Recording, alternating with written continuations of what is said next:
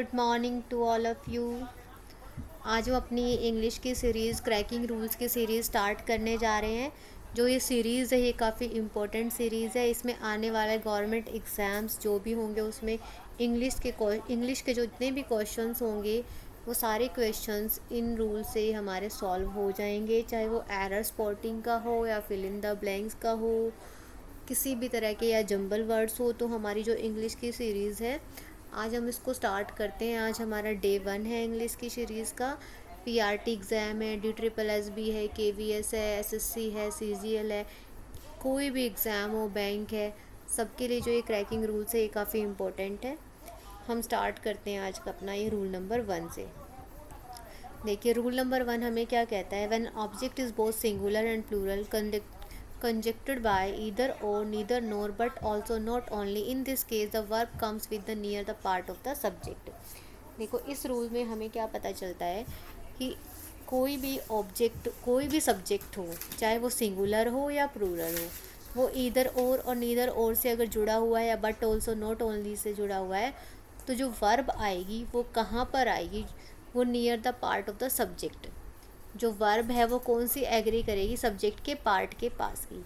जैसे for example, neither the pen nor the pencils are red. देखो इसमें pen भी सब्जेक्ट है और हमारा पेंसिल भी सब्जेक्ट है। तो इसमें जो एग्री कर रहा है, जो वर्ब आ रही है वो कौन सी आ रही है, कौन वर्ब के पास में कौन सा सब्जेक्ट एग्री कर रहा है, तो कौन सा कर रहा है, हमारा पेंसिल्स वाला, क्योंकि जो वर्ब है हमारी क्या गिवन है, आर गिवन है। तो अब इसमें जो सब्जेक्ट है वो हमारा कौन सा है, पेंसिल्स। तो इसके अकॉर्डिंग हमारा जो ये एग्जाम्पल है बिल्कुल करेक्ट है। Neither the pen nor the pencils are correct. जो नोर के बाद वाला सब्जेक्ट होगा उसी के अकॉर्डिंग क्या होगी, हमारी वर्ब एग्री करेगी। नोर के बाद वाले सब्जेक्ट के अकॉर्डिंग हमारी वर्ब क्या करेगी, इसमें एग्री करेगी।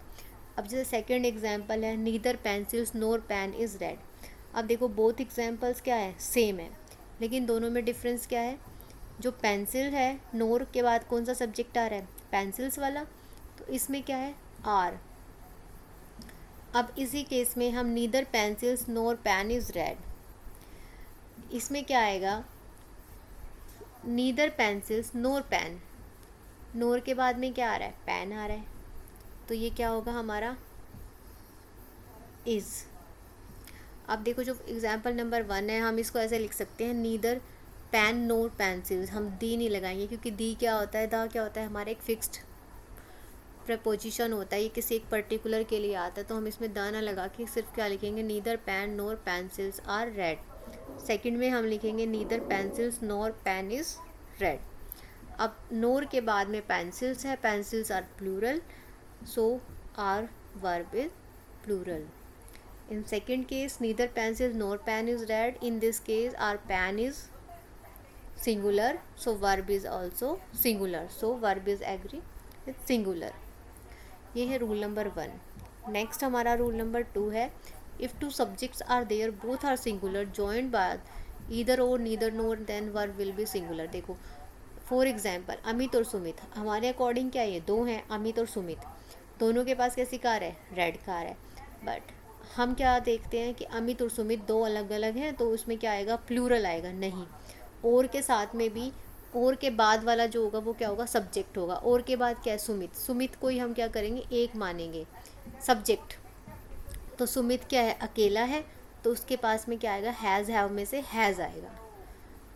इधर जनवरी और फेब्रुअरी इज़ विंटर मंथ। अब देखो जनवरी और फेब्रुअरी कितने मंथ्स हैं, 2 मंथ्स है, लेकिन हम इस केस में भी हम दोनों को काउंट ना करके, दोनों ही सिंगुलर हैं, बट हम क्या करेंगे, एक को ही काउंट करेंगे, और वो कौन सा करेंगे, और के बाद वाला। तो फेब्रुअरी को लेंगे हम, तो February is winter month, February क्या है, विंटर मंथ है। ये हमारा रूल नंबर 2 है। Next rule number 3, if two subjects are joined with and. अगर दो सब्जेक्ट्स किससे जुड़े हों, एंड से जुड़े हो, जैसे अभी हमने ईदर और नीदर और का केस पढ़ा था, तो हम उसमें क्या ले रहे थे, और के बाद वाले को हम सब्जेक्ट मान रहे थे और उसी के अकॉर्डिंग हम अपनी वर्ब को लगा रहे थे। जैसे और राम, हम क्या लगाएंगे, इज़ लगाएंगे। और ट्रेन्स, अगर इन केस हम ट्रेन्स लिख देते हैं तो क्या लगाएंगे, आर लगाएंगे। पेंसिल्स ज़्यादा हैं तो हम क्या लगाएंगे, आर लगाएंगे। और कार, ओनली वन कार की बात करें तो इज़ लगाएंगे। मीन्स हम नोर या और के जो बाद वाला सब्जेक्ट है उसको हम काउंट कर रहे थे, उससे पहले हमने चाहे कितने प्लूरल हो हम उसको काउंट नहीं करेंगे। इस केस में रूल नंबर 3 में हम क्या करेंगे, अगर जो भी सब्जेक्ट हैं वो दोनों सब्जेक्ट किससे जुड़े हों, एंड से जुड़े हो, तो इस केस में दोनों सब्जेक्ट्स को हम क्या करेंगे, काउंट करेंगे और हमारी वर्ब क्या आएगी, प्लूरल वर्ब आएगी, सिंगुलर नहीं आएगी इस केस में। फॉर एग्जाम्पल, रीता और Gita is going to Delhi. जो रीता और गीता है वो कहाँ जा रही है, दिल्ली जा रही है। तो इस केस में जो ये दिल्ली जा रही है, इसमें देखो गीता है और रीता और गीता किससे जुड़ा हुआ है, और से जुड़ा हुआ है। तो मैंने क्या लिखा है, और से जुड़ा हुआ है यहाँ पर, ये रीता और गीता किससे जुड़ा हुआ है, और से। तो हमने क्या लिया इसमें, गीता को सब्जेक्ट लिया, क्योंकि और के बाद वाला ही हमारा सब्जेक्ट होता है। लेकिन जो हम ऊपर वाला देख रहे हैं इसमें क्या है, रीता एंड गीता, इसमें देखो क्या है, एंड लगा हुआ है, तो यहाँ पे मैंने क्या लिया है, इसमें आर लिया है।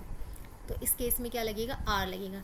इसका मतलब ये हुआ कि अगर दो सब्जेक्ट आर से जुड़े हुए हैं, एंड से जुड़े हुए हैं, तो हम क्या लेंगे, आर लेंगे। और अगर वही दोनों सब्जेक्ट किससे जुड़े हों, और से जुड़े हों, तो हम क्या लेंगे, और के पास वाला सब्जेक्ट लेंगे।